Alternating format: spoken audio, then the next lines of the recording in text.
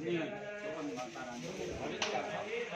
प्राणाय स्वाहा अपानाय स्वाहा ज्ञानाय स्वाहा उदानाय स्वाहा शमानाय स्वाहा इति पराब्रह्मणे नमः।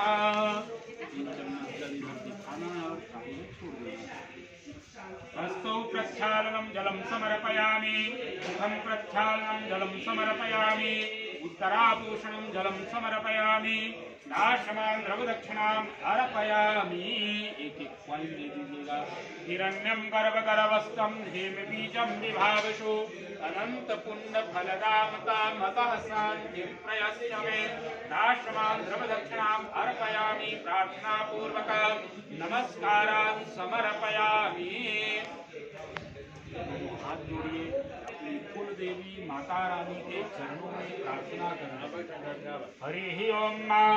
या देवी सर्वभूतेषु मातृरूपेण संस्थितः नमस्तस्यै नमस्तस्यै नमस्तस्यै नमो नमः।